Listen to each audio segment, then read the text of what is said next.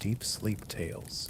This is a corner where time slows down, fatigue melts away from your shoulders, and only a voice carries you into silence. Each story is carefully woven to gently, almost imperceptibly, lull you into sleep. Let me ask you a quick question. Where are you tonight? I'd be happy if you shared in the comments. This small community is woven from hearts that chase peace every night. If these stories bring you comfort, you might consider subscribing. If you're ready, find a comfortable position, sink completely into your bed or chair, close your eyes, take a deep, heavy breath, leave the day behind. Let the story and the crackling sound of the fireplace carry you away, to the past, to a quiet winter evening, to an inn under the snow, to the light of the fireplace. In the winter of 1884, in the rugged lands of Yorkshire in northern England, there stood an inn by the side of the main road in a small market town called Ashbourne.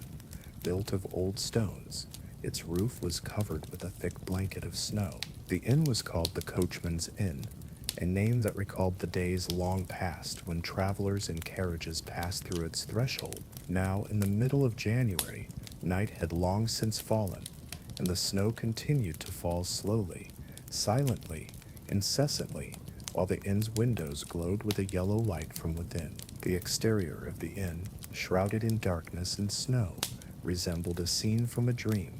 The two-story structure was built of dark gray stone, the joints between the stones slightly bent under centuries of weight, with green moss seeping through the cracks. The roof was covered with thick slate tiles, and now each tile bore a layer of white snow at least 20 centimeters thick.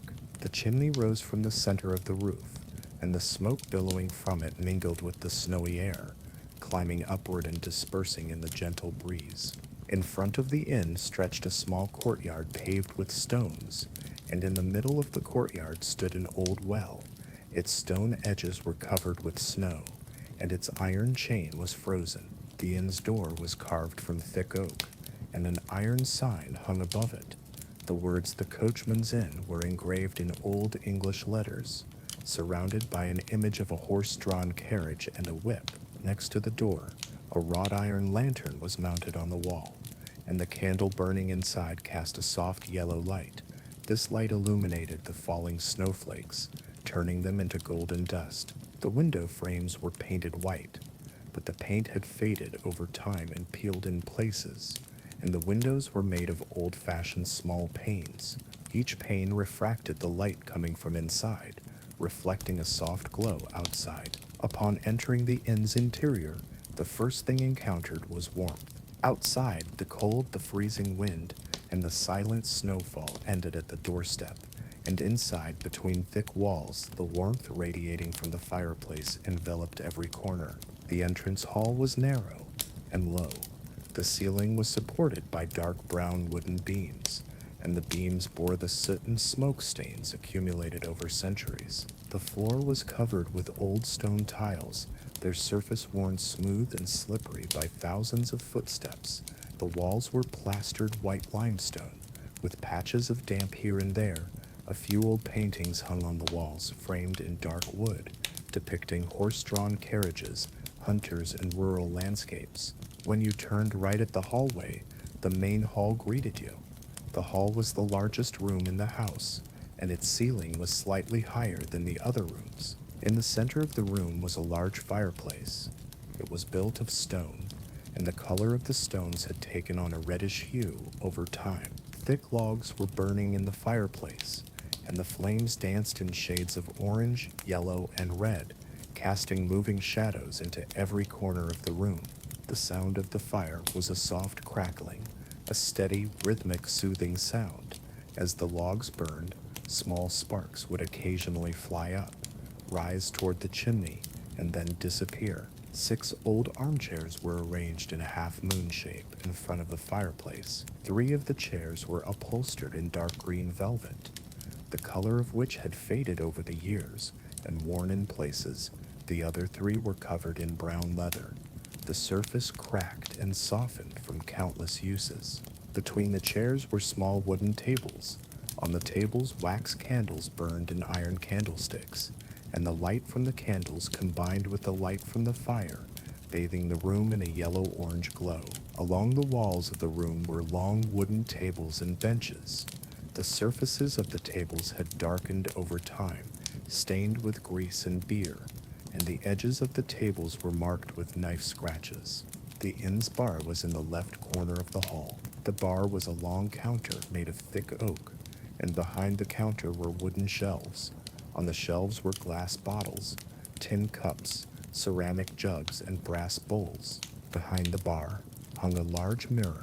The mirror was set in a gold-gilded frame, and its surface had become slightly stained and cloudy over time, yet it still reflected the light of the fire and candles illuminating the room further.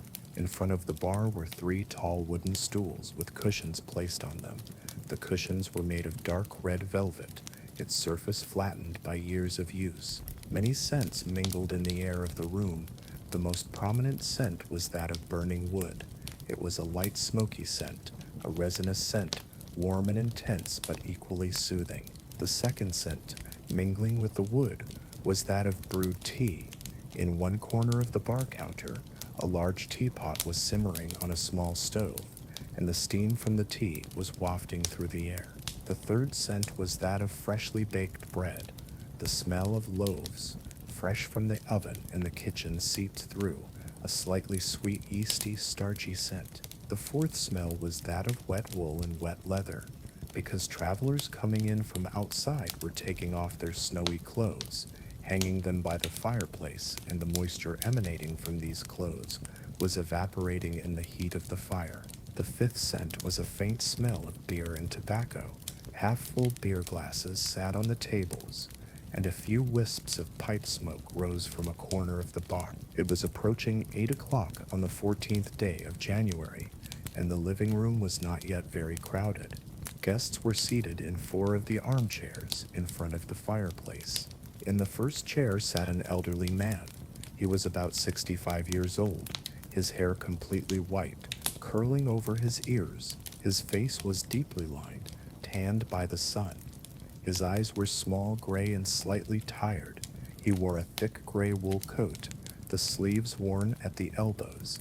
His trousers were made of dark brown velvet, the knees patched. He wore old leather boots, their toes stained with snow and mud. He held a white porcelain teacup in his hand, steam rising from it toward his face. Every now and then he took a small sip from the cup, closed his eyes, and breathed slowly. A middle-aged woman sat in the second seat. She was around 50, her hair dark brown but graying at the temples. It was tied back in a tight bun, wrapped in a black lace shawl. Her face was oval and pale, her cheekbones were high, her lips thin and colorless. Her eyes were dark blue and thoughtful. Her gaze was fixed on the fire, unmoving. She wore a dark green wool dress. The collar was trimmed with white lace that rose to her chin. She held knitting needles and a ball of wool in her hands. She knitted slowly and methodically, the soft click-clack of the needles blending into the silence of the room. A young man sat in the third chair. He was about 25 years old, thin and tall. His hair was dark blonde, straight and fell to his shoulders. His face was clean-shaven and pale. His eyes were light brown and curious. He wore a dark blue wool jacket and a white shirt. The shirt collar was high and stiffly starched, and the necktie was carefully knotted. A large leather-bound book rested on his knees, and he was slowly turning its pages.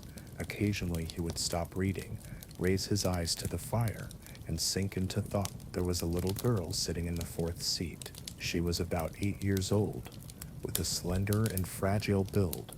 Her hair was light blonde, fine and wavy, tied back with a blue ribbon. Her face was soft and innocent. Her cheeks were slightly pink, her eyes large and blue. She wore a white cotton dress and a thick woolen cardigan over it. The cardigan was dark red and had brass buttons. She wore small black leather shoes, the toes of which were polished to a shine. She held a small rag doll in her arms. She held the doll tightly and occasionally stroked its head, whispering quietly. The innkeeper stood behind the bar. He was about 45 years old, broad-shouldered, and overweight. His hair was cut short and almost completely gone, with only a thin ring of hair remaining in the middle of his head. His face was plump and reddish. His cheeks were full, his nose small and round. His eyes were brown, warm and friendly. His gaze constantly scanned the room, checking on the guests' needs. He wore a white apron. It started at his chest and reached down to his knees, and its surface was covered with wine stains, grease stains, and flour dust. Her sleeves were rolled up to her elbows, and her arms were thick, hairy, and strong. She was constantly carrying something in her hands, sometimes a tray, sometimes a broom, sometimes a rag, sometimes a jar. She was constantly moving, but her movements were slow, calm, and unhurried. It was 8:10. Outside, the snow was still falling slowly. The snowflakes stuck to the window panes melted from the heat inside, forming small drops of water on the glass. A light breeze was blowing, and as it descended from the inn's chimney, it made the fire in the fireplace crackle softly. The flames swayed from side to side, and shadows danced on the walls. There was no conversation in the room, only the crackling of the fire, the click of knitting needles, the turning of pages, and occasionally the clink of a teacup being placed on a saucer could be heard. The silence was deep, comfortable, and friendly. Everyone was lost in their own thoughts, but they were not alone, aware of each other's presence and finding comfort in it. The old man finished his tea. He placed the cup gently on the saucer. The porcelain made a soft clink as it touched the porcelain. He placed his hands on his knees and took a deep breath. His eyes focused on the fire. He watched the flames dance, saw the orange and yellow tones within them, felt the warmth of the fire on his face. His thoughts turned to the past. He was a young man, perhaps 20 years old, and again on a snowy winter night, again in an inn like this, again sitting by a fire like this. Back then, there was a girl beside him. As far as he could remember now, she had light brown hair and green eyes. The girl's name was Sarah. Sarah was his fiancée, and they were going to get married that winter. But when spring came, Sarah fell ill. It started as a mild cold, but then it went to her lungs, and within a month, Sarah died. 50 years had passed since then. He never married anyone else in those 50 years. His life was simple and ordinary. He worked on a farm, fed the animals, planted crops in the fields, harvested, returned home every night, ate alone, slept alone. Now she was old and tired, but she had no regrets. Remembering Sarah brought her peace. When she pictured Sarah's face in her mind, her heart grew warm. Perhaps one day, not too far in the future, she would be reunited with Sarah. But not now. For now, sitting by this fire, feeling its warmth, drinking this tea was enough. The middle-aged woman continued her knitting. The needles moved quickly in her hands, but the movements were so familiar that she didn't even need to think. Her fingers automatically slipped the stitches. The woman's thoughts were at home. Her home was 5 miles from this inn, in a small village, in the countryside, a cottage at the foot of the mountains. Inside the cottage were her 3 children, the eldest a 12-year-old boy, the middle child a 10-year-old girl, and the youngest a 6-year-old boy. Her husband had died 3 years ago. He had been trapped in a cave-in at a mine. Since that day, the woman had been raising her children alone. She spent her days cleaning other people's houses, doing laundry, and knitting. It was hard to earn money. Sometimes there were days when they couldn't afford bread, but the children didn't go hungry. The woman gave them her share. She had come to town that evening, delivered a few knitted items, received her payment, and was about to set off for home. But the snow was heavy, the roads were closed, and the innkeeper had suggested she stay there tonight and set off in the morning. When the snow stopped, the woman had agreed. Her children were at the neighbors. They were safe. Tonight, the woman would sleep peacefully for the first time in perhaps a year. She was anxious but also grateful. This warmth, this fire, this silence was a luxury she rarely found. The young man had closed his book. It was a book of poetry, Wordsworth's poems, poems about nature, lakes, mountains, country life. The young man was a university student. He was from London, traveling around northern England for vacation. He was tired of city life, the noise, the crowds, the smoke, the hustle and bustle. He wanted to escape from that big city where everyone was a stranger to each other. He had boarded a train, headed north, stopped in small towns, gone for walks, watched the scenery, talked to the locals. Today, he had come to Ashbourne and taken shelter in this inn when it started snowing. The young man had not yet made any big decisions in his life. He didn't know what he would do after graduating from university. Maybe he would study law. Maybe he would become a teacher, or maybe he would just settle down somewhere and live. The uncertainty didn't scare him, on the contrary, it excited him. Life was a wide road stretching out before him, and with every step he would discover something new. Now sitting by this fire, observing these people, listening to this silence, gave him peace. Maybe one day he would write a poem about this night. The little girl was holding her doll. The doll's face was sewn from pieces of fabric. Its eyes were buttons, its mouth embroidered with red thread. The doll's hair was made of yellow wool yarn. The girl had named the doll Lucy. Lucy was the girl's best friend. Every night when she went to bed, she held Lucy, and every morning when she woke up, she talked to Lucy. The girl was staying at this inn with her mother. Her mother was sitting at a table in a corner of the bar, reading a... Her mother was a young woman, perhaps in her 30s, and her father was away on a long business trip. The girl missed her father, but her mother had told her he would be back soon. The girl now felt sleepy. The warmth of the fire, the softness of the chair, the silence of the room made her eyes heavy. She rested her head on the arm of the chair, hugged Lucy tightly, and closed her eyes. She could hear her mother's voice whispering from afar. "Rest a little, sweetheart, I'm here." It was 8:30. The innkeeper emerged from behind the bar and began to walk around the room. He had a small cloth in his hand and was wiping the stains off the tables. At each table he stopped, checked the glasses and cups on it, removing the empty ones and leaving the full ones in place. He stopped when he reached the old man. "Would you like another cup of tea, Mr. Harlow?" he asked. His voice was low and soft. The old man raised his head and smiled slightly. "No, thank you, Thomas," he said. His voice was fragile but warm.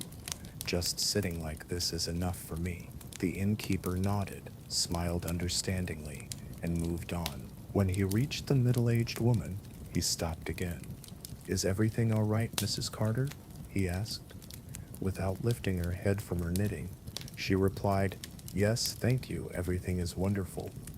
This warmth is really doing me good." The innkeeper touched the woman's shoulder lightly. It was a gesture of consolation, a sign of support.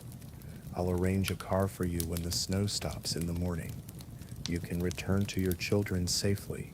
This time the woman looked up, her eyes sparkling with gratitude. "You're very kind, Thomas," she said. The innkeeper walked on without saying anything else. When he reached the young man looked up from his book. "Good evening," said the innkeeper. "Your room is ready. You can go upstairs whenever you like." The young man thanked him.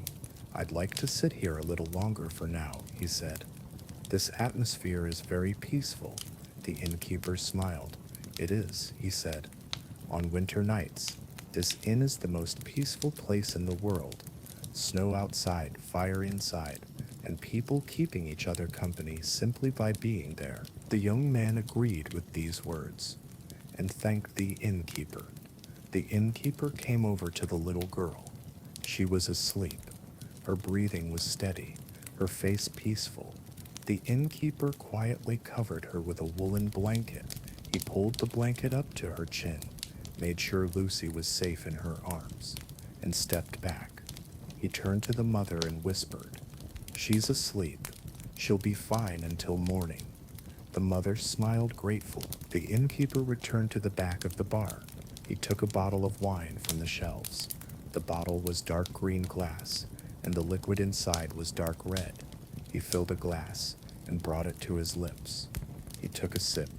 The wine was slightly sour, slightly sweet, warm. He closed his eyes and breathed. He thought about the day.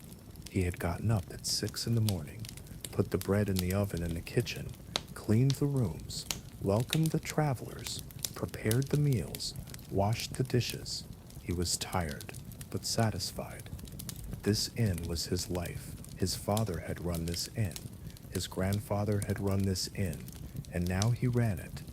One day, perhaps his son would run it. For generations, this inn had welcomed travelers. Travelers had come, rested, and left. But the inn had always remained here.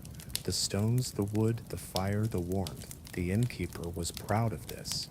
It was a simple life, but it was a meaningful life. It was 9 o'clock. Outside, the snow was beginning to fall heavily. The wind had picked up a little and was rattling the windows slightly, but inside nothing had changed. The fire was still burning. As the wood burned down, the innkeeper added more, and the flames continued uninterrupted. The light was still the same yellow-orange glow. The candles were melting, but the innkeeper was lighting new ones. The silence was still as deep. Only the crackling of the fire, the ticking of the clock, and the occasional creaking of the chairs could be heard. The old man had closed his eyes. He wasn't sleeping, but resting. His thoughts flowed slowly, without any hurry. The middle-aged woman had finished her knitting. She placed the wool in her lap, folded her hands, and gazed into the fire. A faint smile played on her face. Her worries were forgotten for this moment. The young man had opened the book again, but wasn't reading. He was just looking at the pages, his eyes skimming over the words, but his mind was elsewhere. The little girl was still asleep. Her breathing was steady and deep. Perhaps she was dreaming. A new guest entered the hall. The door opened slowly. A cold gust of air seeped in from outside and the candles flickered for a moment. The man who entered through the door was middle-aged. He was around 50 years old, of medium height and thin. His hair was dark brown, but his temples were completely white. His face was long and angular. His eyes were dark blue, his lips thin, his chin pointed. He wore a long black coat covered in snow. The collar of his coat was turned up, covering the lower part of his face. He wore a wide-brimmed hat, and snow dripped from its brim. He carried a small leather bag. It was old and worn, its surface cracked, its straps on the verge of breaking. The man closed the door behind him. He took off his hat and held it in his hand, watching the snow drip onto the floor. The innkeeper raised his head from behind the bar. "Welcome, sir," he said. His voice was warm and inviting. "A dreadful night. Come, draw closer to the fire." The man bowed his head slightly, thanked him, and slowly made his way into the parlor. He took off his coat. The inside of the coat was damp and heavy. The innkeeper came over to take his coat. "I'll hang this by the fireplace," said the innkeeper. "It will dry by morning." The man handed over his coat, and the innkeeper hung it on a hook beside the fireplace. The steam rising from the coat mingled with the heat of the fire. The man sat down in an empty chair. The chair was next to the old man. When he sat down, he closed his eyes for a moment and took a deep breath. He looked tired. His shoulders were slumped. His face was pale, and he had dark circles under his eyes. The innkeeper came over. "What can I get you, sir?" he asked. The man opened his eyes. "A hot tea, please," he said. His voice was low and weary. "And a piece of bread and cheese, if you have any." The innkeeper nodded. "Of course, sir. I'll bring it right away." The innkeeper went to the kitchen and returned a few minutes later with a tray. On the tray was a steaming cup of tea, half a loaf of fresh bread, and a piece of yellow cheese. The innkeeper placed the tray on the table next to the man. The man thanked him and immediately took a sip of tea. The warmth of the tea traveled down his throat to his stomach and warmed his body. The old man scrutinized his new guest. The man looked unfamiliar. His face was angular and serious, his clothes like those of a city man. The old man was curious but asked no questions. Everyone came to this inn with their own story, and no one answered to anyone else. He just watched. The man ate his bread slowly. He chewed each bite carefully, without rushing. He put the cheese on the bread and ate it together. When he finished his tea, he placed the cup on the saucer and rested his hands on his knees. Then he looked at the fire. He watched the flames dance, felt the warmth of the fire on his face. A slight look of relief appeared on his face.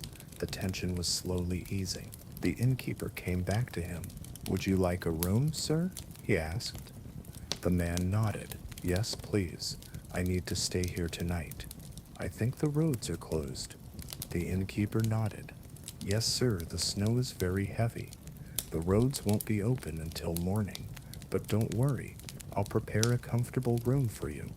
The man thanked him again. The innkeeper took the key from the shelf and handed it to the man. "Upstairs, second floor, third door. The room is heated. The bed is made." The man took the key, but didn't go upstairs right away. "I'd like to sit here a little longer," he said. "If that's okay?" The innkeeper smiled. "Of course, sir, that's fine. You can stay as long as you like." It was 10 o'clock, a moment belonging to the night, one of those boundaries marked by the clock. Outside, the snow had begun to slow. There was no longer that intense, uninterrupted fall, just a few white flakes now and then, falling softly, almost timidly. Looking out the windows, the streets were completely covered in a white carpet. The snow had reached 20, maybe 25 centimeters thick, and with no moonlight, only the light seeping through the inn's windows illuminated this white blanket. Inside, in the living room, the atmosphere had begun to change. The weariness of the day was settling over everyone. The little girl was already asleep, under the blanket in the soft embrace of the armchair, Lucy pressed against her chest. Their breathing was so regular it was almost countable. 1 breath in every 4 seconds, 1 breath out every 4 seconds. Her face was completely relaxed. Her small lips were slightly parted, her eyelashes casting shadows on her cheeks. Her mother's book on the table was now closed. The woman had her hands on the book, watching her daughter. There was deep love in her eyes, but also weariness, the weariness of raising a child alone, the weight of responsibility, but also the beauty of this moment. Her daughter's peaceful face was more precious to her than anything else in the world. The little girl stirred. Her eyes slowly opened, blurry at first, then focused. She looked around, slightly bewildered. She was trying to remember where she was. Then she saw her mother and relaxed. "Mommy," she said, her voice sleepy and soft. "Where are we?" Her mother came to her side immediately. She stroked her daughter's hair and placed a light kiss on her forehead. "We're still here, sweetie," she said, her voice a whisper. "It's snowing." Her mother came to her side immediately. She stroked her daughter's hair and kissed her forehead lightly. "We're still at the inn, sweetheart," she said in a whisper. "It's snowing outside. We'll stay here tonight." The girl nodded. She hugged Lucy tighter. "I'm sleepy," she said again. "I know, sweetheart," said her mother. "Then let's go to our room. Let's go to bed, okay?" Her mother gently lifted her daughter into her arms. The girl was very light, 8 years old, slender, almost feather-like. The blanket stayed on them. The mother laid her daughter on her chest. The girl rested her head on her mother's shoulder and closed her eyes again. The innkeeper watched from behind the bar. He came over to them, his voice a whisper. "Good night, Mrs. Ellis," he said. "Good night, little lady." "Good night, Thomas," said the mother. "Thank you so much for everything." "You're welcome," said the innkeeper, bowing his head slightly. Mother and daughter walked toward the stairs. The mother's steps were slow and careful. She was taking care not to wake her daughter. She stepped on the first stair. The wood creaked softly. Second step. third step, the footsteps slowly rose, upward, higher, and finally disappeared into the hallway. Only a faint rustle remained. Then that too faded, and silence returned. The guest remaining in the parlor watched this departure in silence. The middle-aged woman, Mrs. Carter, had finished her knitting. The ball of yarn had shrunk. It was almost gone. She crossed the needles one last time, slipped the last stitch through, and finished the knitting. She held it in her hands. It was a shawl, dark green, soft, warm. She had knitted this shawl for her eldest son. The boy wanted something warm to get through the winter. She folded the knitting and put it in her bag. The bag was an old linen bag, white but now faded to gray tones, repaired with many patches and stitches. Inside were other knitted items, knits she had prepared to sell. When she returned home tomorrow, she would have a few pennies to give her children. She stood up. Her legs were slightly numb.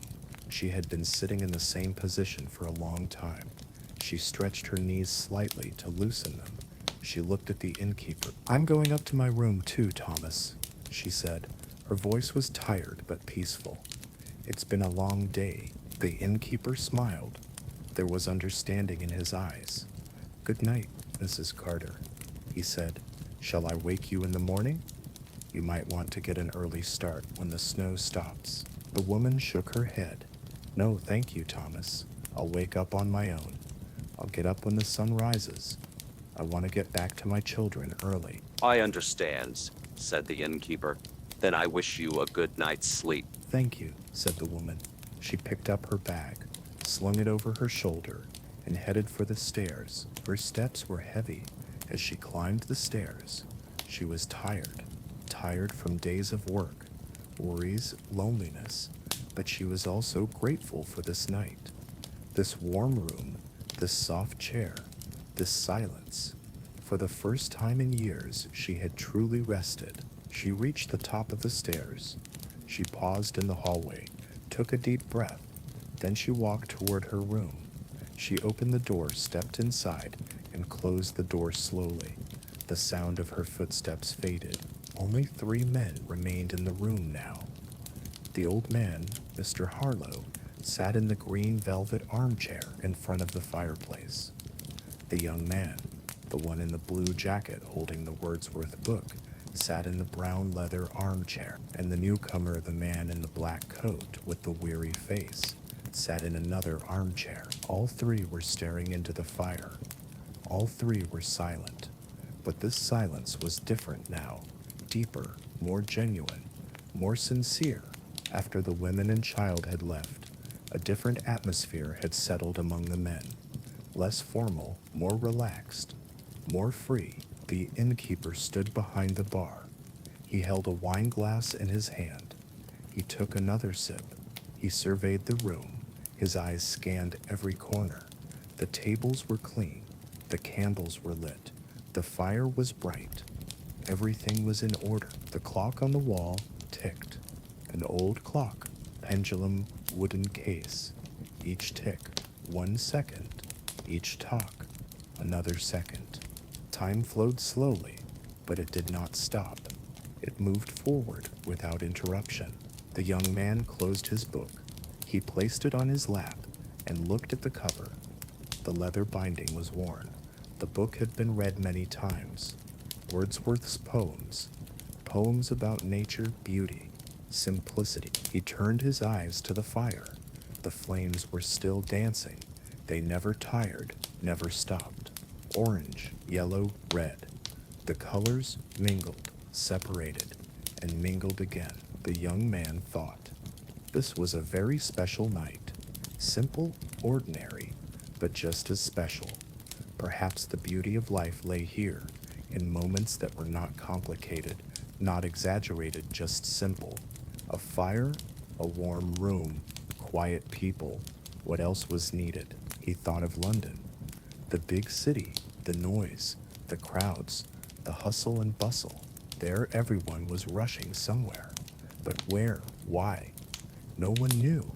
They just ran as if they would disappear if they stopped. But here, in this small town, In this old inn, time flowed differently.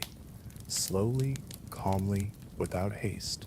People lived, simply lived, and that was enough. And maybe he should have come to a place like this after graduating. A small town, a simple job, a simple life. Maybe he should have been a teacher, teaching children poetry, telling them about nature. Maybe he should have opened a bookshop, spending his days among books. Maybe. Or maybe he should just go back and stay in London. He didn't have time to decide yet. For now, in this moment, sitting by this fire was enough. He pushed himself up from the armrests of the chair. He stretched his body, rolled his shoulders, loosened his neck. He was tired. He had walked all day in the cold, in the snow. Now it was time to sleep. He turned to the innkeeper. "I'm going upstairs too, Thomas," he said. It was a lovely evening. "Thank you very much." The innkeeper nodded. His smile was warm. "Good night, sir," he said. "Sleep well. Breakfast will be ready at 7 in the morning." "Thank you," said the young man. He turned to the old man and the newcomer. He bowed his head slightly. "Good night, gentlemen," he said. Both men nodded. "Good night," they said. The young man headed for the stairs. His steps were light and energetic. The energy of youth had not yet faded. He climbed the stairs quickly, taking 2 steps at a time. He disappeared upstairs. Footsteps echoed in the hallway. Then a door opened, closed, and silence returned. Now there were only 2 men left, the old man and the newcomer. Both were sitting in front of the fire. Both were silent. Minutes passed. 5 minutes. 10 minutes. There was no conversation, only the crackling of the fire, the ticking of the clock, the faint murmur of the wind. But this silence was not uncomfortable. On the contrary, it was soothing. 2 strangers sat side by side, but neither expected anything from the other. They simply existed. Then the newcomer spoke. His voice was low and hesitant, almost shy. "Excuse me," he said. "I didn't mean to ask, but have you lived here for a long time?" The old man turned his head. He looked at the man. There was curiosity in his eyes, but no defensiveness. A slight smile appeared on his face. "Yes," he said, "I've lived here, in this town, for 65 years. I was born here. I grew up here. I'm growing old here, and I'll probably die here." The new man nodded. "It's a nice place," he said. "Quiet, peaceful, very different from the cities." The old man smiled. "Yes, it is," he said. "Not like the cities. Time passes slowly here. People know each other. Neighbors are truly neighbors. Life is simple but beautiful." "I see," said the new man. He thought for a moment. Then he spoke again. "I'm from London," he said. "I'm a bank clerk there. Every day the same desk, the same ledgers, the same numbers. I do calculations from morning till night.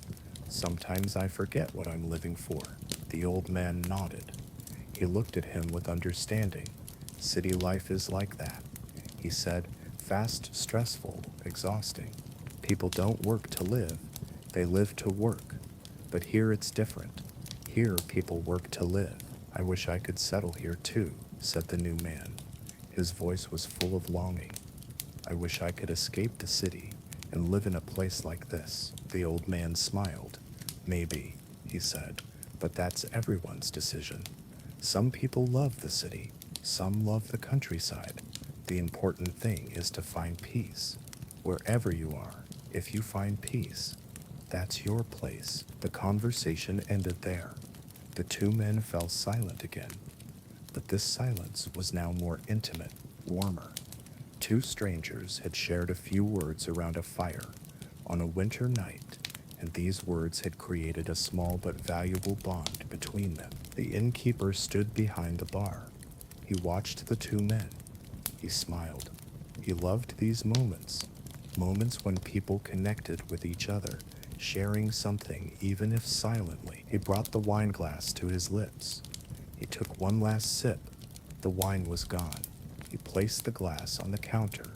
He put the bottle back on the shelf. He thought about the day. He had gotten up at 6 in the morning. He had been on his feet for 16 hours. He was tired, but satisfied.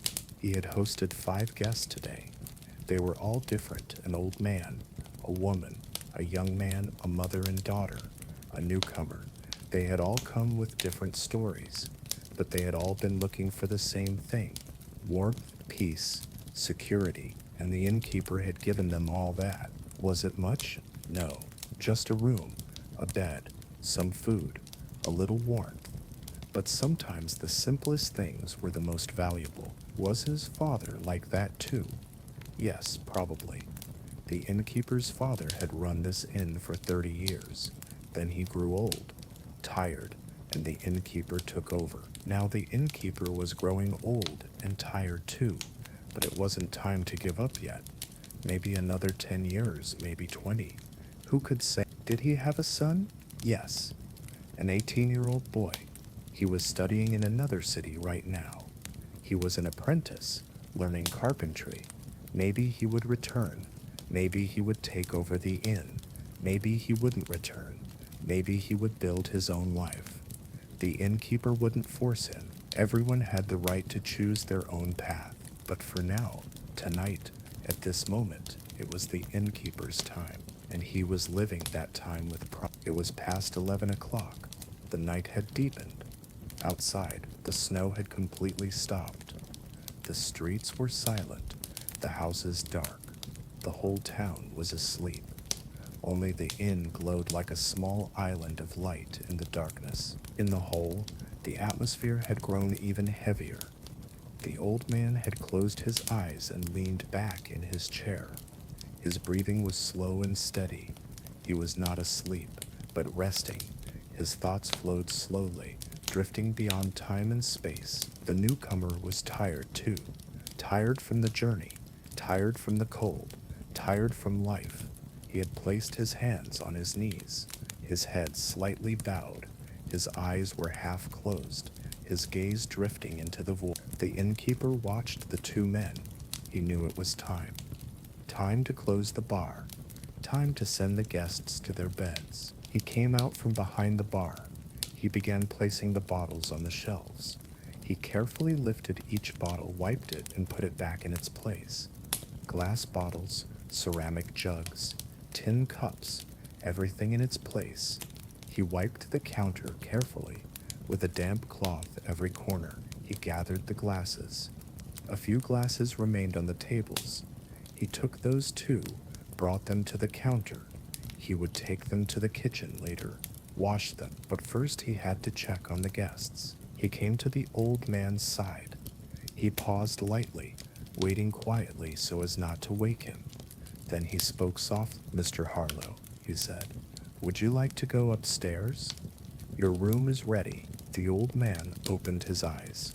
He seemed surprised for a moment, then focused. He looked at the innkeeper and smiled slightly. "Yes, Thomas," he said. His voice was fragile but warm. "I think it's time." He tried to slowly stand up, but his knees hurt, his legs wouldn't hold him. He pushed against the arms of the chair, but sat back down before he was fully up. The innkeeper came immediately to his side. He extended his hand. "Let me help you," he said. The old man took his hand. With the innkeeper's strength, he slowly stood up. His knees cracked, his back ached, but he managed to stand. He balanced for a moment, then steadied himself. "Thank you, Thomas," he said. "Old age isn't easy." The innkeeper smiled. "Everyone gets old, Mr. Harlow. It's the natural flow of life, but you're still strong." They walked together toward the stairs. The innkeeper held the old man's arm, supporting him. Their steps were slow. Each step was an effort, but there was no rush. There was time. They reached the first step of the stairs. The old man paused, took a breath. Then he lifted one foot and placed it on the step. He put his weight on it, pulled his other foot up. The first step was done. The second step. The third step. Each step was a struggle, but the innkeeper waited patiently. He never rushed, never pushed. The 10th step, the 11th. It was almost over. The last step with one last effort. The old man took it and reached the upper floor. He stopped in the hallway. He took a deep breath. His chest rose and fell. "I used to run up these stairs," he said. His voice was a little sad. "Now each step is like a mountain." "It's not bad to be slow," said the innkeeper. "Those who are slow see more." The old man smiled. "You're right, Thomas, you're always right." They reached the door to his room. The innkeeper opened it. They went inside. The room was small but warm. There was a bed, single, iron framed with a thick quilt on it. There was a wardrobe, old oak, its doors slightly warped. There was a table, small, round, with a candle and a water jug on it. There was a chair, wooden, simple, but it looked comfortable. And there was a window, small, with 4 panes, looking out onto the snowy street. The innkeeper led the old man to the bed. The man sat down on the edge of the bed. He tried to take off his boots, but couldn't bend over. The innkeeper knelt down. "Allow me," he said. He untied the old man's boots and took them off. They were heavy, cold, damp. He set them aside. "Is there anything else you need?" asked the innkeeper. The old man shook his head. "No, thank you. Everything is perfect." The innkeeper stood up. "Then I wish you a good night's sleep, Mr. Harlow." "Good night, Thomas," said the old man. His voice was sincere. "God bless you. You're a good man." The innkeeper smiled. "Just doing my job," he said. He left the room and closed the door quietly. The old man was left alone. The silence of the room rang in his ears. He sat on the bed and looked around. This room was a temporary place. He would leave tomorrow, but tonight, this was his home. He lay down slowly. The surface of the bed was hard, but he was used to it. The blanket was heavy, warm. He laid his head on the pillow. He looked at the ceiling. In the darkness, the wooden beams of the ceiling were visible. He closed his eyes. He thought of Sarah. Tomorrow, maybe he would be one step closer to Sarah, but not now. Now he would sleep. His breathing slowed. His body relaxed, and he fell asleep. The innkeeper went back downstairs. Only the newcomer remained in the hall. He was still sitting by the fire. His eyes were almost closed with exhaustion, his head drooping forward. The innkeeper approached him. "Sir," he said softly, "would you like to go upstairs? The fire will be put out shortly." The man startled. He raised his head and looked at the innkeeper. For a moment he seemed to have forgotten where he was. Then he remembered. "Yes," he said. His voice was weary and tired. "You're right. I should go upstairs." He stood up. His legs were heavy, but he was determined. He stumbled for a moment, then found his balance. "The room number was 3, right?" he asked. "Yes, sir," said the innkeeper. "Second floor, 3rd door. You have the key." The man took the key out of his pocket. He held it in his hand. "Thank you," he said. "This has been very good for me tonight. This warmth, this silence, it was just what I needed." The innkeeper nodded. "You're always welcome, sir," he said. "We'll be waiting for you again when your path brings you here." The man smiled. It was a faint smile, but it was sincere. "Maybe I'll come back someday," he said. Maybe. He headed for the stairs. His steps were slow. He started up the stairs. He paused on each step, then continued, up, higher up. Finally, he reached the upper floor and disappeared into the hallway.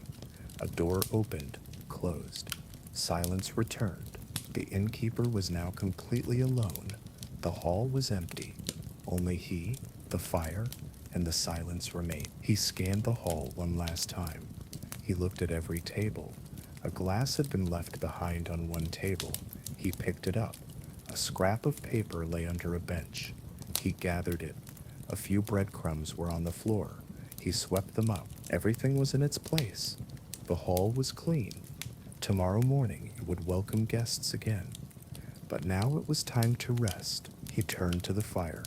It was still burning. The flames had diminished, but were still alive. The hot coals glowed. The innkeeper took a metal poker. He stirred the logs gently. Sparks flew, rising into the air. The flames grew for a moment, then diminished again. The innkeeper pulled a metal screen in front of the fire. This screen would allow the fire to burn slowly and under control. It would not go out during the night. It would heat the room until morning. Then he began to blow out the candles.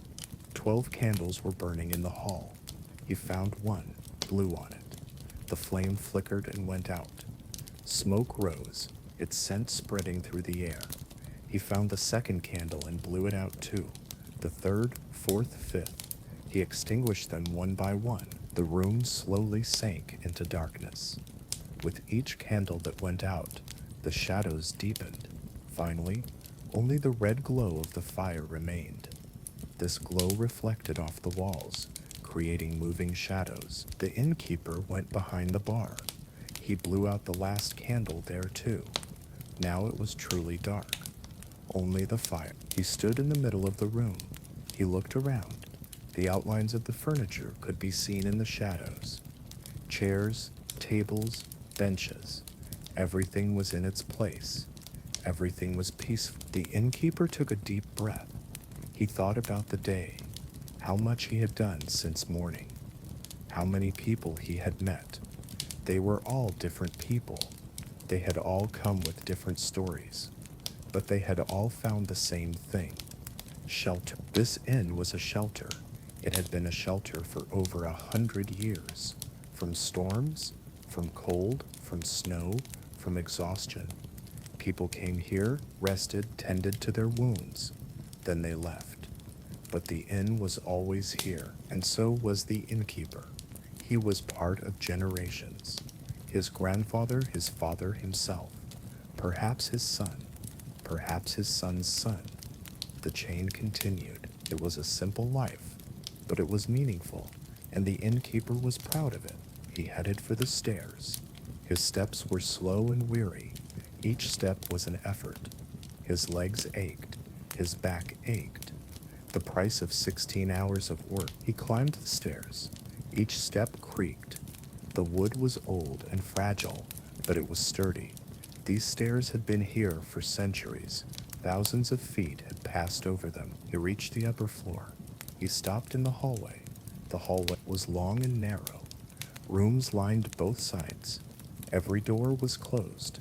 Behind every door was a person, a life, a story. He passed the first door, Mrs. Carter's room. There was no sound from inside. The woman was probably asleep. Tomorrow morning she would be reunited with her children. He passed the second door, Mrs. Ellis and her daughter's room. A faint breathing sound came from inside. Mother and daughter were sleeping together. Lucy was between them. He passed the third door, the new man's room. There was no sound coming from inside. The man was fast asleep. He would return to London tomorrow. She passed the fourth door, the young man's room. The faint rustling of book pages came from inside. The young man was not asleep yet. He was reading.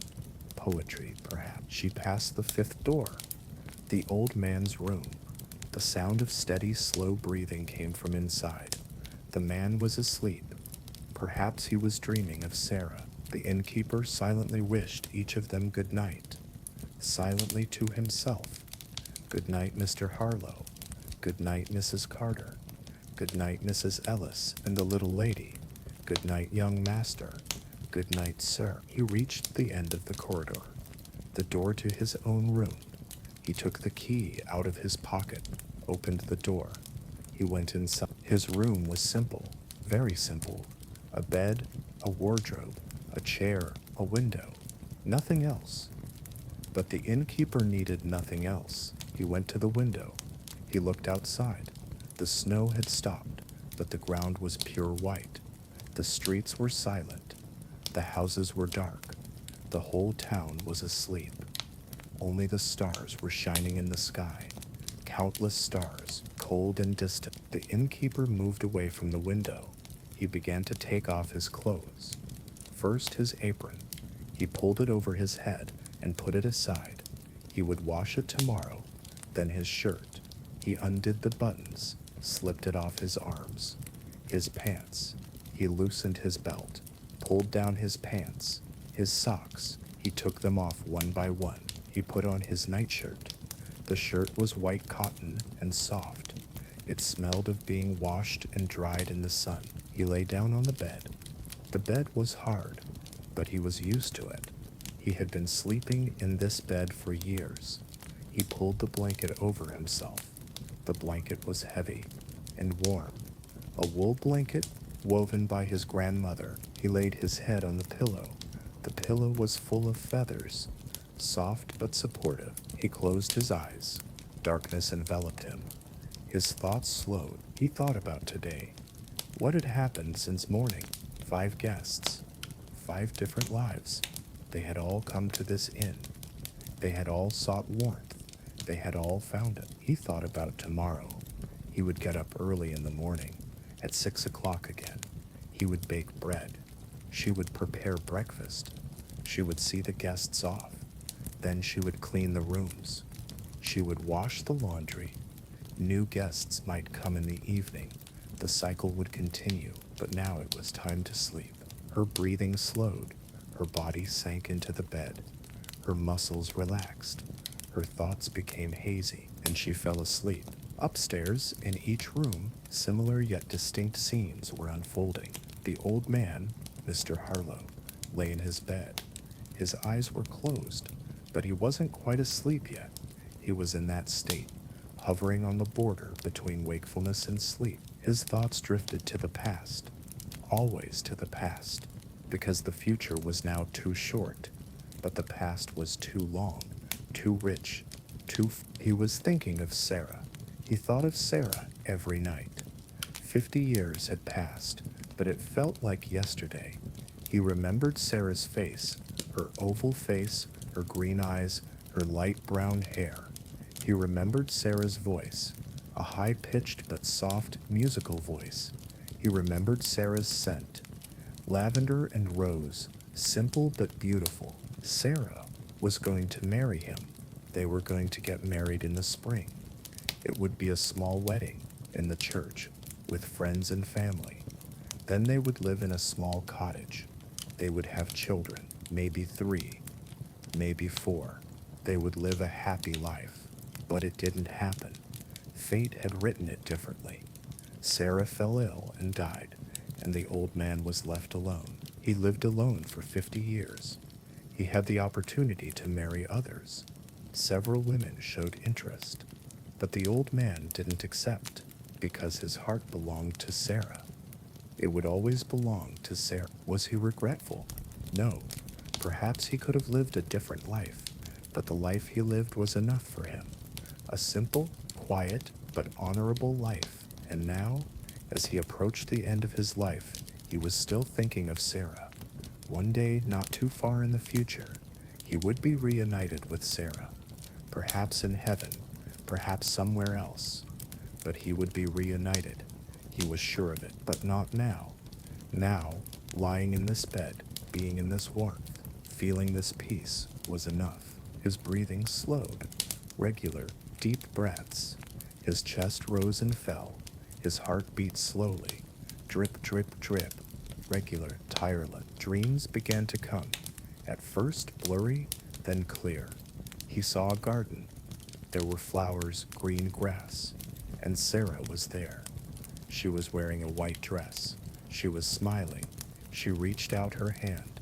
The old man took her hand. It was warm. It was real. And she fell asleep. Mrs. Carter sat up in bed. She hadn't lain down yet. She needed to pray first. She prayed every night. For her children, for herself, for her husbands. She clasped her hands together. She closed her eyes. She bowed her head slightly. God, she whispered. Her voice trembled. I beg you, protect my children. They are so young.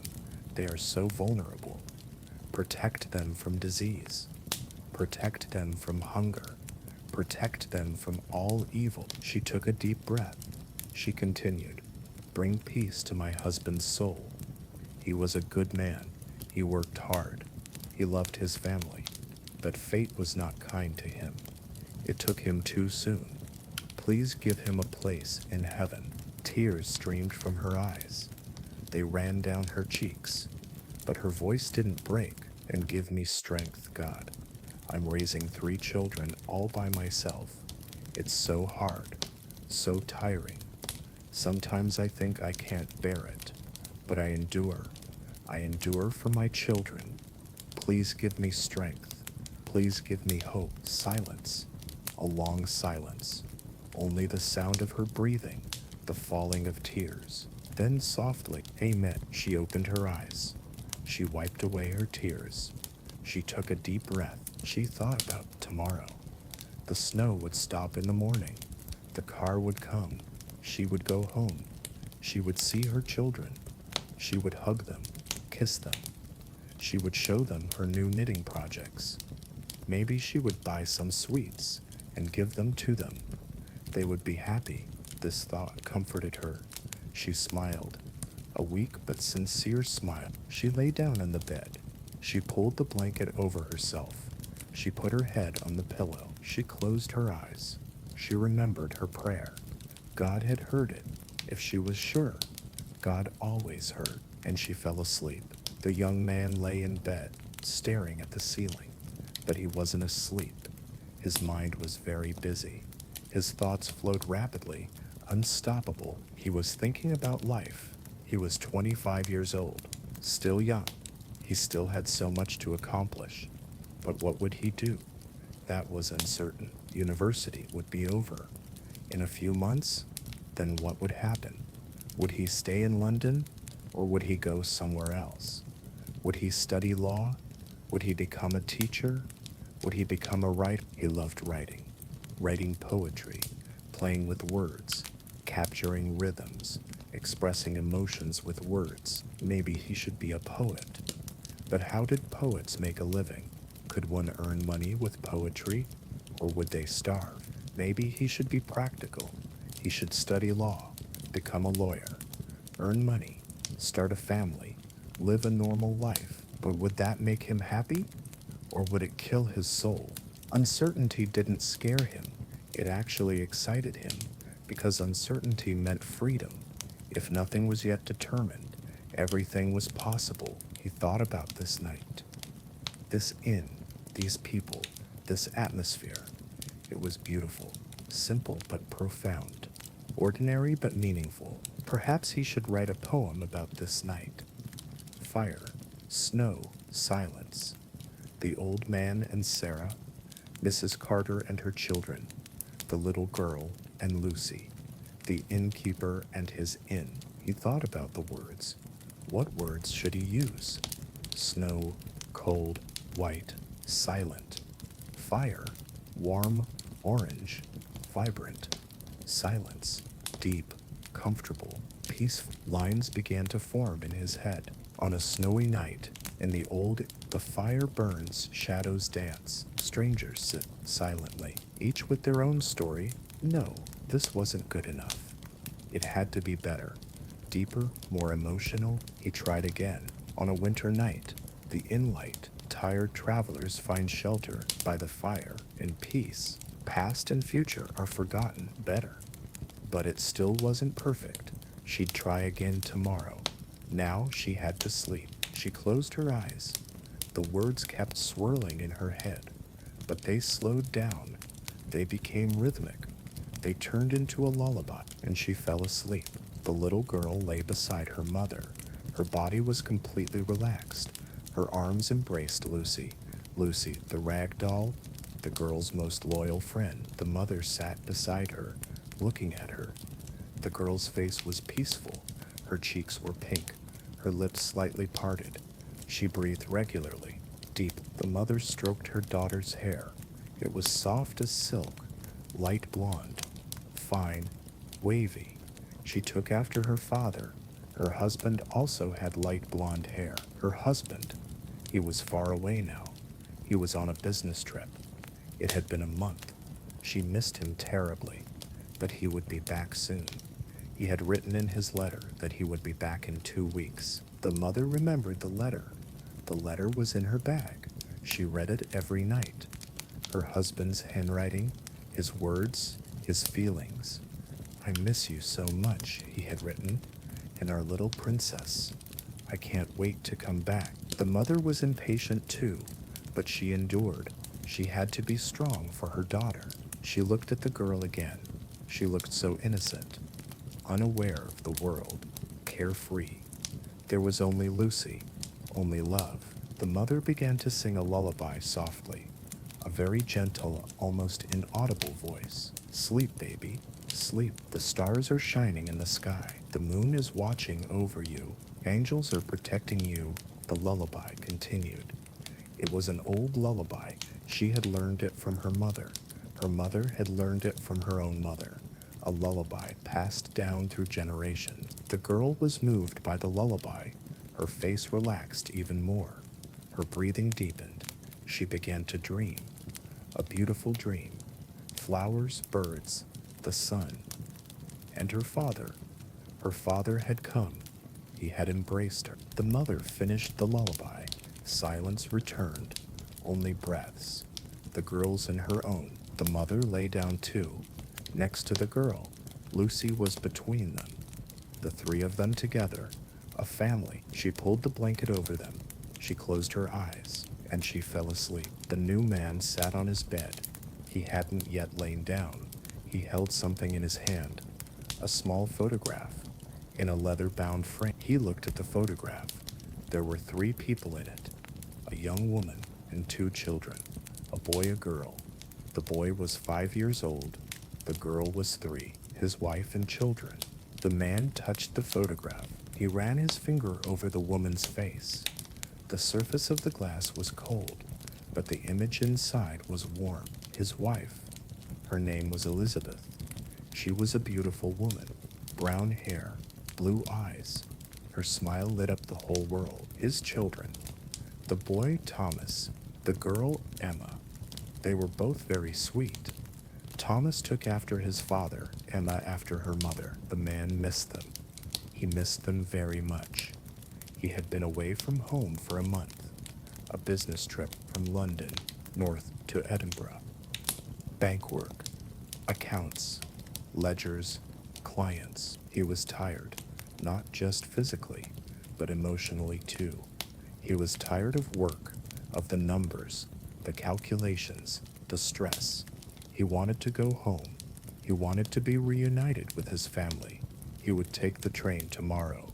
He would be home the day after. He would open the door. The children would come running. They would shout, "Dad." They would hug him. Elizabeth would smile. She would kiss him. This thought comforted him. He kissed the photograph. He touched the cold surface of the glass to his lips. "Good night, Elizabeth," he whispered. "Good night, Thomas. Good night, Emma. I'll be back soon. I love you." He placed the photograph on the bedside table. He leaned it forward so that the photograph was facing him. He lay down on the bed. He pulled the blanket over himself. He rested his head on the pillow. He looked at the photograph one last time.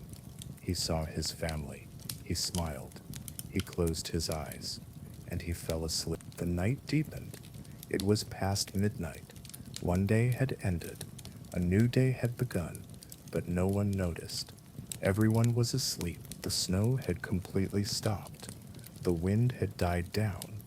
The sky had cleared. The clouds had dispersed, and the stars were visible. Countless stars, bright and cold, in every corner of the sky. The moon had also risen. 2 days until the full moon, almost a complete circle, yellowish white, bright. The moonlight reflected on the snowy streets. Everything was illuminated with a silvery glow. The town was completely silent. The streets were empty. The houses were dark. No smoke rose from the chimneys. No light came from the windows. There was only snow, white and pure, covering everything. Silence reigned in the inn as well. From the outside, only a faint light was visible. The reddish glow of the fire reflected on the windows, illuminating the glass panes. But there was no other movement. The inn was like a sleeping giant. Inside, in the living room, the fire was still burning. The wood was completely gone. Now only the coals remained. Hot coals, bright orange and red tones. The flames were almost non-existent. Only occasionally would a small flame rise and then immediately die out. But the heat continued. The coals radiated heat. They warmed the room. The metal curtain controlled the fire, preventing it from burning too quickly, so the fire wouldn't go out until morning. The atmosphere of the room had changed. In the darkness, with only the light of the fire, everything looked different. The furniture seemed to have grown. The shadows seemed to have come alive. The walls seemed to have drawn closer. But this wasn't frightening. On the contrary, it was comforting. The darkness was like a protective cover. The silence was like a soft blanket. The armchairs were empty. The tables were empty. There was only the fire and the heat and the shadow. The ticking of the clock continued.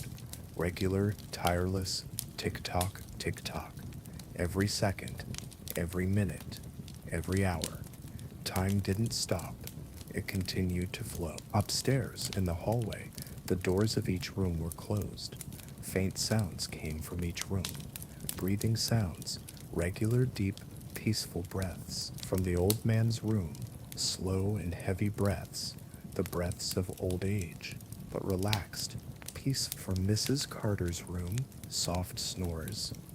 Sounds from weariness, from deep sleep. From the young man's room, regular breaths, the lively but rested breaths of youth. From the mother and daughter's room, two different breaths, the mother's slower, the daughter's faster, but both harmonious, intertwined. From the newcomer's room, deep, long breaths, heartfelt, relaxed breaths. Everyone was sleeping, everyone was dreaming, everyone was in their own world, but at the same time, they were all together, under the same roof, in the same peace. Dreams came and went, different dreams in every room, in every bed.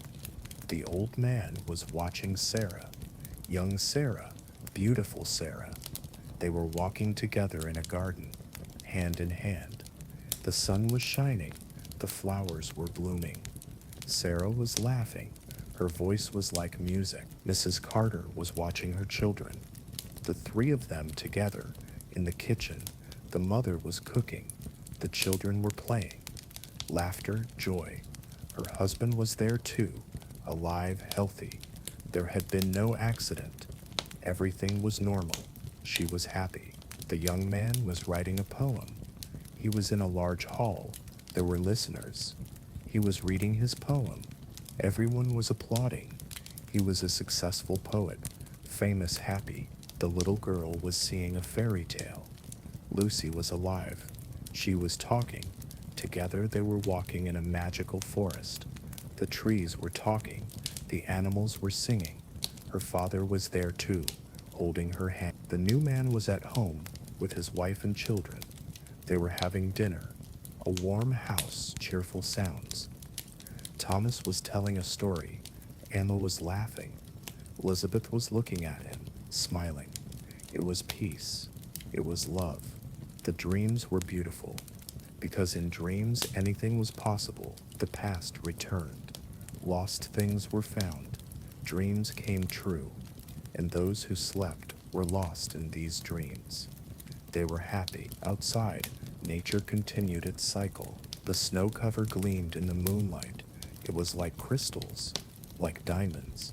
Each snowflake refracted the light, reflecting colors. The trees were motionless. Their branches were covered with snow, bent, weary, but they would endure until morning. They would sprout again when spring came. The animals were hiding, birds in their nests, squirrels in their burrows, rabbits in their holes. Everyone was seeking warmth, seeking safety. In the distance, in the mountains, wolves were howling, long, lonely sounds. The sound of the night, the sound of the wild. But they weren't coming to town.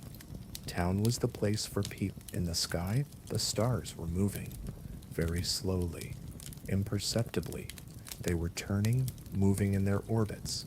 They had been like this for millions of years, and they would be like this for millions more. The universe was turning.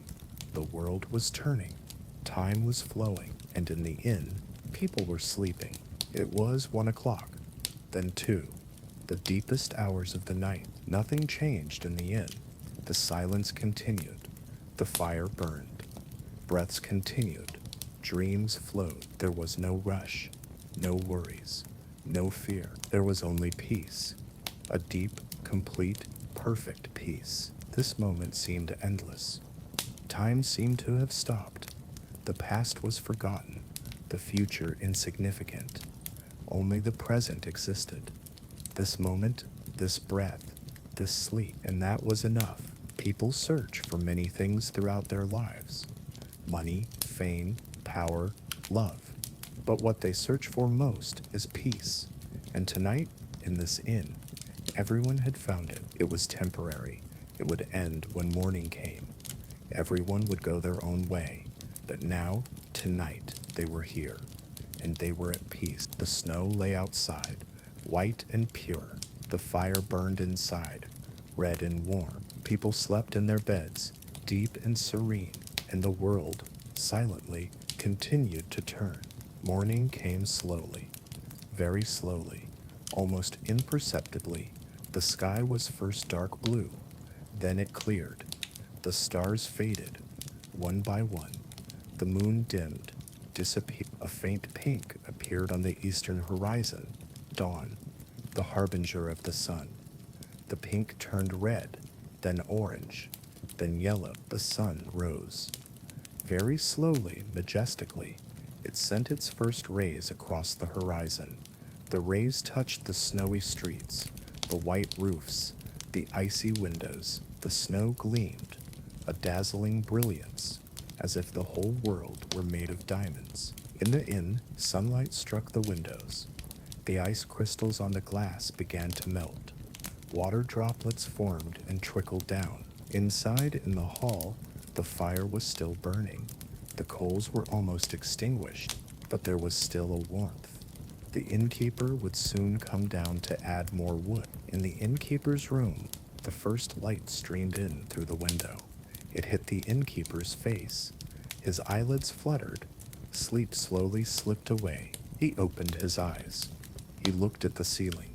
For a moment he tried to remember where he was. Then he remembered his own room, his own bed. He took a deep breath. He moved his body, his arms, his legs. Everything ached. He had worked hard yesterday, but this was normal pain. He was used to it. He got out of bed. He went to the window. He looked outside. The snow had stopped. The sky was clear. The sun had risen.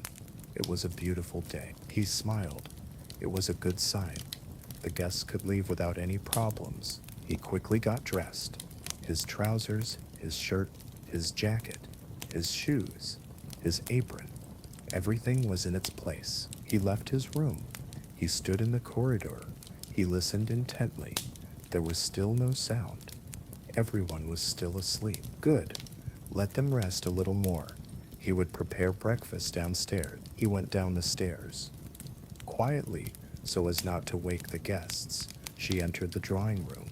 The fire was almost out. She immediately intervened. She lifted the metal curtain, added wood, blows the bellows. The flames were rekindled. She went to the kitchen. She lit the oven. She took the dough she had prepared yesterday. She shaped it into a loaf. She put it in the oven. The smell of bread began to spread. She started boiling water. She made tea. She made coffee. She arranged the plates. The forks, knives, spoons, jam, butter, cheese, ham. Everything was in its place. Upstairs, in their rooms, the guests slowly began to wake up. Mrs. Carter was the first to wake up. The sunlight hit her face. She opened her eyes. For a moment she was surprised. Then she remembered that she was at the inn, that she was staying here tonight. She got up. She went to the window. She looked outside. The snow had stopped. The sun was shining. It was perfect. She could go home. She thought of her children. She missed them. She missed them so much. but in a few hours she would be with them. She got ready quickly. She washed, combed her hair, and got dressed. She packed her bag. She checked her braids. Everything was in place. She left her room. She went down the stairs. She came into the drawing room. The innkeeper saw her and smiled. "Good morning, Mrs. Carter," he said. "Did you sleep well?" "Good morning, Thomas," said the woman. There was serenity on her face. "Yes, I slept wonderfully. I haven't slept like this in years. Thank you very much." "You're welcome," said the innkeeper. "Breakfast is ready. Please come." The woman sat down at the table. She took a cup of tea, a piece of bread. She ate slowly. She savored it. Every bite was precious. The old man slowly descended. His steps were heavy, but he was energetic. He was rested. The innkeeper greeted him, showing him a chair. The old man sat down. He drank his tea, silently, peacefully. The young man descended energetically. His eyes were bright. "What a wonderful morning," he said. The innkeeper smiled. "Yes, the snow has stopped. The roads will be clear." The young man ate his breakfast. He thought about his plans. Where would he go today? Perhaps to the next town. Perhaps he would go for a walk. The little girl and her mother descended together. The girl was still holding Lucy. Her mother thanked the innkeeper. "Thank you for everything, Thomas. This night was very precious to us." The innkeeper bowed his head. "I wish you a good journey." The newcomer was the last to disembark. His face was more energetic. There was a light in his eyes. The tiredness of last night was gone. "Good morning," he said. The innkeeper offered him tea. The man thanked him. Breakfast was eaten in silence. Everyone was lost in their own thoughts, but at the same time, they were aware of each other's presence. A small group had come together for one night. Strangers, different lives, different stories. But tonight, in this inn, they all shared the same thing: warmth, peace, security. Now it was time to disperse. Everyone would go their own way. Perhaps they would never meet again. Perhaps they would forget each other. But tonight, these moments would remain in their memories. A winter night in a snowy inn, by the fire. Silence, warmth, peace, and that was precious. Mrs. Carter was the first to leave. The innkeeper had arranged a carriage for her. The carriage pulled up to the inn. The hoarse smoke came out of its nose. The woman picked up her purse. She turned to the innkeeper. "Thomas, thank you very much," she said. "This evening was very special for me." The innkeeper smiled. "You're welcome, Mrs. Carter. Give my regards to your children." "I will," said the woman. She got into the carriage. The carriage moved slowly. It drove along the snowy road. The woman turned around, waved goodbye, then she disappeared. The old man was going to walk. His house was nearby. He put on his coat and hat. He said goodbye to the innkeeper. "Goodbye, Thomas. See you soon." "Goodbye, Mr. Harlow. Take care of yourself." The old man went out the door. He began to walk slowly in the snow. His steps were small but determined. He was going home, to his own home. He would rest. Perhaps next winter he would come back to this inn again. The young man was about to board the train. He picked up his bag and thanked the innkeeper. This night was unforgettable. "Thank you." The innkeeper wished him good luck. The young man walked towards the station. The mother and daughter were waiting for a carriage. The innkeeper gave the little girl a candy. The girl smiled. "Goodbye, Thomas," said the mother. The carriage arrived. They got in and left. The newcomer was the last to leave. He was returning to London. He thanked the innkeeper at length. "This night was very good for me. It was the peace I needed." The innkeeper shook his hand. "You are always welcome." The man left. The innkeeper stood at the door. He saw everyone off. The inn was empty again, but it didn't matter. Perhaps new guests would arrive in the evening. He went inside. He cleaned the hall. He looked at the fire. The fire was burning. It would always burn, and now it's your time. Close your eyes. Take a deep breath. Let your body relax. Release your shoulders. Relax your hands. Relax your feet. Let your thoughts flow. There's nothing you need to do. There's nowhere you need to go. The day is over. Now it's just time to rest. Breathe in slowly. Breathe out slowly. Feel your heart beating regularly. Feel your body sinking into the bed. You are like the guests in that inn. You are safe. You are warm. You are at peace. Sleep now. Fall into a deep sleep. In the morning there will be a new day. But for now, there is only sleep. Good night.